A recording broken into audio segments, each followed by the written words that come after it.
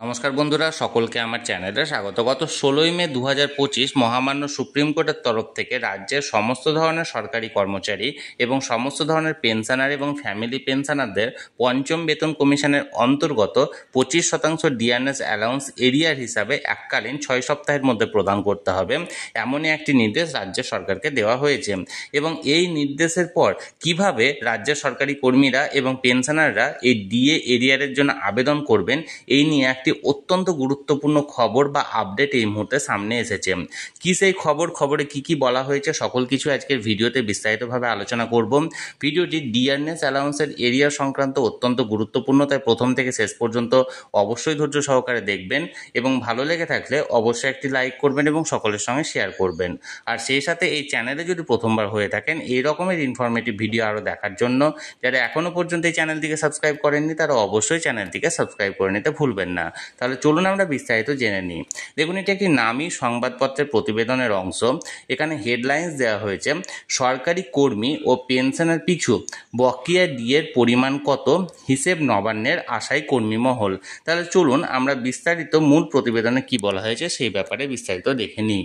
দেখুন, এখানে মূল প্রতিবেদনে বলা হয়েছে 16ই মে সুপ্রিম কোর্ট তাদের নির্দেশে জানিয়েছিল আগামী 6 সপ্তাহের মধ্যে পশ্চিমবঙ্গের সরকারি কর্মচারীদের বকেয়া ডিএর 25% দিতে হবে। তার আগে 4 সপ্তাহের মধ্যে রাজ্য সরকারকে দিয়ে দেওয়ার পদক্ষেপের গতি প্রকৃতির কথাও জানাতে হবে দেশের সর্বোচ্চ আদালতকে। পশ্চিমবঙ্গ সরকারের কর্মচারীদের বকেয়া মহার্ঘ ভাতা অর্থাৎ ডিআরএস অ্যালাউন্সের অংশ দেওয়ার উদ্যোগ নিতে শুরু করে দিয়েছে নবান্ন। সুপ্রিম কোর্টের নির্দেশে পশ্চিমবঙ্গের রাজ্য সরকারি কর্মচারীদের বকেয়া মহার্ঘ ভাতার 25% মেটাতে হবে। গত 16ই মে বিচারপতি সঞ্জয় কারোল ও বিচারপতি সন্দীপ মেহতার বেঞ্চ এই অন্তর্বর্তীকালীন নির্দেশ দেন, যে কারণে সম্প্রতি সমস্ত দপ্তর, স্কুল, কলেজ এবং স্বশাসিত সরকারি সংস্থাগুলির কাছে কর্মচারীদের সংখ্যা জানতে চেয়েছিল অর্থ দপ্তর। এবার রাজ্য সেদিকে আরও এক ধাপ এগোলো।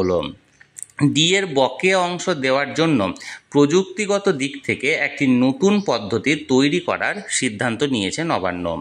সেই প্রযুক্তি সমস্ত দপ্তরে পাঠিয়ে সমস্ত কর্মচারীদের ডিএ পাওয়ার সময়সীমা জানতে চাওয়া হবে।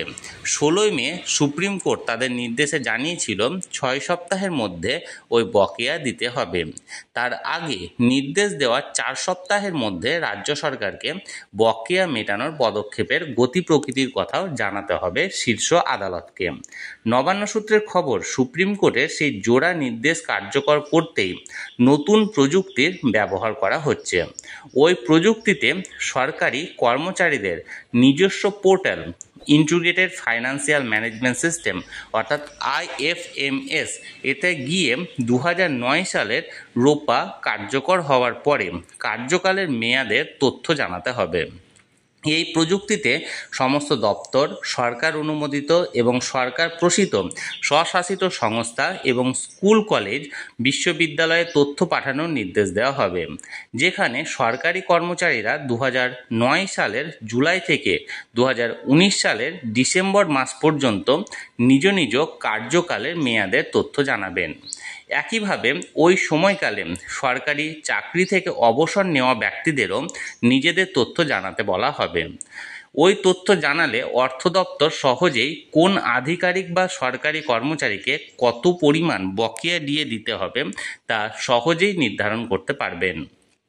অর্থ দপ্তরের এক আধিকারিকের কথায়, এই পদ্ধতিতে যেমন রাজ্য সরকার কত সংখ্যায় কর্মচারীকে কত পরিমাণ বকেয়া দিতে হবে তা যেমন জানতে পারবে, তেমনি সুপ্রিম কোর্টের কাছে 4 সপ্তাহ পরে যে রিপোর্ট দেওয়ার কথা তা দেওয়ার ক্ষেত্রেও এই সুবিধা হবে। সুপ্রিম কোর্টের ওই নির্দেশ রাজ্য সরকারি কর্মচারীদের একটা অংশ তাদের জয় হিসাবে দেখছেন। তবে ওই নির্দেশ কার্যকর না হলে পরবর্তী ক্ষেত্রে কি পদক্ষেপ করা সম্ভব তা নিয়েও আলোচনা শুরু হয়েছে সরকারি কর্মচারী সংগঠনগুলির অন্দরে। বকেয়া ডিএ নিয়ে মূল মামলাকারী সংগঠন confederation of state government employees এর সাধারণ সম্পাদক মলয় মুখোপাধ্যায় মহাশয় বলেন, আমাদের আশা সুপ্রিম কোর্টের নির্দেশ অবশ্যই রাজ্য সরকার পালন করবে। করবে। কিন্তু রাজ্য সরকার ওই নির্দেশ যথাযথভাবে পালন না করলে আমরা মুখ্য সচিবের বিরুদ্ধে আদালত অবমাননার মামলা দায়ের করব। এখন দেখার রাজ্য সরকার কিভাবে ওই নির্দেশ পালন করে এবং কর্মচারীদের ন্যায্য পাওনা কতটা মেটায়। তবে বকেয়া ডিএ পাওয়া নিয়ে রাজ্য সরকারি কর্মচারী মহলে ভিন্ন ভিন্ন মতামত রয়েছে। একাংশের দাবি বকেয়া ডিএ মিলবে 2008 সালের 1 এপ্রিল থেকে। আবার অন্য একাংশের মতে বকেয়া ডিএ মিলবে 2009 সাল থেকে 2019 সাল পর্যন্ত। যেহেতু সুপ্রিম কোর্ট 2009 সালে শুরু হওয়ার রোপার ভিত্তিতে বকেয়া ডিএ দেওয়ার নির্দেশ দিয়েছে, তাই 2009 সাল থেকে বকেয়া ডিএ দেওয়া হবে।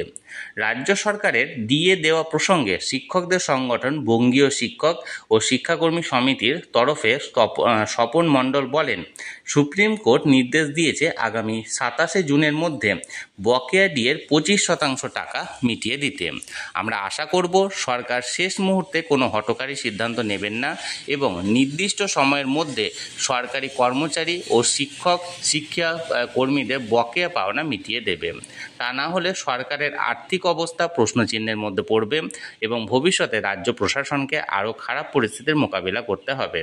তৃণমূল সমর্থিত সরকারি কর্মচারী ফেডারেশনের আহ্বায়ক প্রতাপ নায়েক অবশ্য এই বিষয়ে কোনো মন্তব্য করতে চাননি। তাহলে বন্ধুরা, এটি একটি নামী সংবাদপত্রের প্রতিবেদনের অংশ ছিল এবং এই প্রতিবেদনের অংশটুকু আমি এখানে টেক্সট হিসাবে আপনাদের সাথে শেয়ার করেছি। এখানে ডিএ প্রদান নিয়ে অর্থাৎ 25% ডিয়ারনেস অ্যালাউন্স প্রদান নিয়ে নবান্নের যে প্রস্তুতি সম্পর্কে যেটা জানানো হয়েছে সেটা সেই প্রতিবেদনের অংশ, যেটা আমি আপনাদের সামনে তুলে ধরলাম। আপনাদের যদি সেই বিষয়ে কোনো রকম কোনো প্রশ্ন থাকে বা কোনো কিছু জানার থাকে অবশ্যই কমেন্ট করে জানান। আর ভিডিওটি ভালো লেগে থাকলে অবশ্যই একটি লাইক করুন এবং সকলের সঙ্গে শেয়ার করুন। আর সেই সাথে এই চ্যানেলে যদি প্রথমবার হয়ে থাকেন এই রকমের ইনফরমেটিভ ভিডিও আরও দেখার জন্য যারা এখনও পর্যন্ত চ্যানেলটিকে সাবস্ক্রাইব করেননি তারা অবশ্যই চ্যানেলটিকে সাবস্ক্রাইব করে রাখুন। ধন্যবাদ, দেখা হচ্ছে পরের ভিডিওতে।